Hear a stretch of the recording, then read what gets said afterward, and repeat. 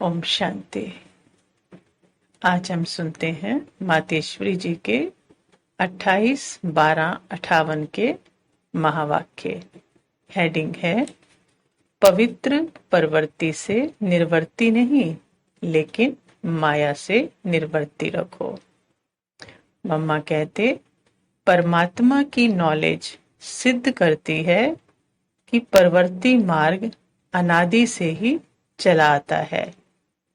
रचता और रचना, ये दो अक्षर भी परवर्ती को सिद्ध करते हैं। परमात्मा क्रिएटर है तो किसका? क्रिएशन का। तो भगवान के संस्कार ही परवर्ती की है, मतलब वो पिता है तो उसने ये रचना हम आत्माएं क्रिएट की, हम उसकी रचना है तो उसको क्रिएटर कहते हैं। तो ये क्या हुई? उसकी परवर्ती हुई ना। तो भगवान के संस्कार ही क्या है? परवर्ती के हैं। भले निराकार है परंतु रचना का रचता तो है ना। परमात्मा अपने संस्कारों में ही परवर्ती वाला है। तो इससे सिद्ध है अनादि परवर्ती है। वह परमात्मा की अनादि पवित्र परवर्ती कौन सी है, उसका नॉलेज वो खुद ही आकर बताते हैं। मम्मा कहते ऐसे नहीं परवर्ती सुख और दुख की है, परमात्मा की परवर्ती ही सुख की है। वो जो भी रचना रचेंगे वो कौन सी होगी? सुख की होगी। जिस रचना के लिए उसको रचता कहा जाता है। सुख दुख हार जीत दोनों को मिलाकर परवर्ती नहीं कही गई है। परमात्मा की परवर्ती है ही सुख की। उसकी रचना जो भी होगी वो हमेशा क्या होगी? सुख की होगी।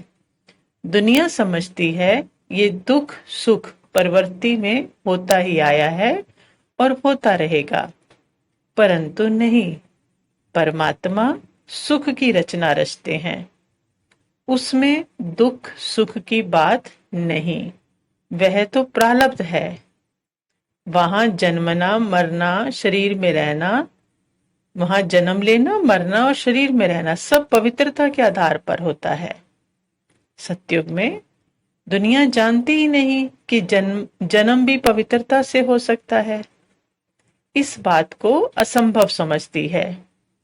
परंतु परमात्मा कहते हैं मेरी अनादि रचना थी ही पवित्र परवर्ती। पहली जो रचना की बाबा ने परमात्मा ने वो कैसी है? पवित्र परवर्ती है। वहां परिवार कैसे हैं? पवित्र हैं, निर्विकारी हैं। बाकी सब रचना जो भी है वो माया की है। माया की रचना में आदि मध्य अंत दुख है। वह है अपवित्र रचना। इस खेल को समझना है। ये रचना है 5 भूतों की, इसमें दुख सुख दोनों मिला हुआ है। अल्पकाल का सुख हो तो दुख की बराबरी में तो रखेंगे ना। थोड़ा सा सुख मिला और फिर दुख मिल गया तो बाबा कहते वो तो सेम ही हो गया। परमात्मा की अनादि रचना में है ही पवित्रता। आदि मध्य अंत सुख की प्राप्ति रहती है। मम्मा कहते मनुष्य समझते हैं कि निर्वर्ती से ही पवित्रता होगी, परंतु निर्वर्ती रखनी है किससे? माया से। ऐसे नहीं परवर्ती से निर्वर्ती रखनी है। परिवार को छोड़ना है, अपनी रचना से रचना को छोड़ना है, नहीं। परवर्ती है तब तो पवित्रता शब्द आता है ना। पाठ ही ना हो तो परवर्ती शब्द भी क्यों कहें? अब हम जानते हैं कि परमात्मा की पवित्र परवर्ती की डिपार्टमेंट अलग है और माया की डिपार्टमेंट अलग है। पवित्र परवर्ती में रहने की अब नॉलेज हमें मिली है। पवित्रता को परवर्ती कहेंगे और परवर्ती को पवित्रता कहेंगे। बाबा क्या कह रहे? परवर्ती को पवित्रता को परवर्ती कहेंगे और परवर्ती को पवित्रता कहेंगे। अब हम माया की अपवित्र परवर्ती से निकल रहे हैं, उसकी परवर्ती से निकल रहे हैं। परमात्मा कहते हैं कि माया की परवर्ती में अनेक जन्म बिताए, अब उससे निर्वर्त होना है, उससे छुट्टी लेनी है, उसको छोड़ना है। पवित्र प्रवृत्ति में तो प्रवेश करना है, लेकिन माया की प्रवृत्ति से छूटना है, अलग होना है। उल्टी सुलटी प्रवृत्ति से भी निर्वर्त होना है और पवित्र प्रवृत्ति में आना है। दुनिया ने देखी ही ये माया की प्रवृत्ति है। परमात्मा की पवित्र प्रवृत्ति के संस्कार ही उन आत्माओं से गायब है। क्यों? क्योंकि बहुत जन्मों से माया की मैल चढ़ी हुई है, इसलिए समझ ही नहीं सकते कि प्रवृत्ति भी पवित्रता के आधार पर कभी चली है और चल सकती है। मनुष्य आत्मा के लिए पुनर्जन्म तो जरूर है, परंतु इसका मतलब ये नहीं कि पुनर्जन्म है ही दुख देने वाला। आदि मध्य अंत सुख देने वाले पुनर्जन्म हमारे होते हैं, जहां कोई भी दुख नहीं होगा। अब हम जानते हैं कि आत्मा की ओरिजिनल स्टेज यह है, तो सदा काल सुख भोगते हैं। परमात्मा जो रूहों का बाप है, उनके ही संस्कार हैं स्थापना, विनाश, पालना करना। वो समझते हैं कि ये स्टेज भी नीचे की है, ऊपर वाली स्टेज में कुछ नहीं है। परंतु हम जानते हैं कि परमात्मा है ही संस्कार वाला। स्थापना, पालना, विनाश, ये परमात्मा के संस्कार हैं, आत्मा के नहीं। आत्मा इस कार्य अर्थ निमित्त नहीं बन सकती।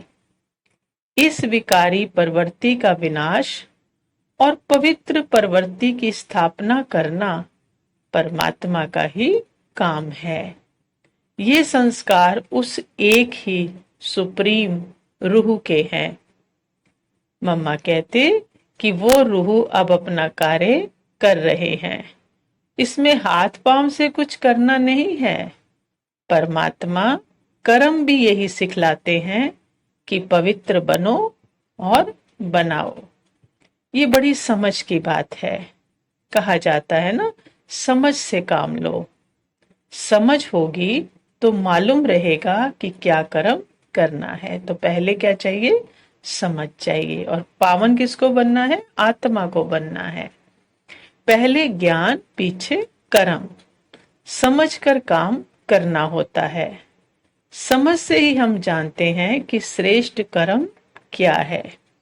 तो रचता और रचना, बीज और झाड़ सिद्ध करते हैं प्रवृत्ति को, परिवार को। देखो, रचना है, रचता है तो उसकी रचना है, दोनों नाम आते हैं ना। और बीज है, बीज जहां डला है वो झाड़ जरूर आएगा। तो ये सिद्ध करते हैं प्रवृत्ति को, परिवार को। बीज में झाड़ है ना, तो बीज है ही प्रवृत्ति वाला। तो परमात्मा पिता भी क्या है? बीज है ना, तो वो भी क्या हुआ? परिवार वाला हुआ। परमात्मा क्रिएटर है, उनकी रचना प्रवृत्ति की है। अब हम इस नॉलेज को जानते हैं कि यह है ही प्रवृत्ति का फाउंडेशन। बाबा क्या लगा रहे हैं? पवित्र प्रवृत्ति का फाउंडेशन लगा रहे हैं। अपवित्र प्रवृत्ति की जड़ को निकालकर पवित्र प्रवृत्ति की जड़ को लगाना परमात्मा का ही काम है।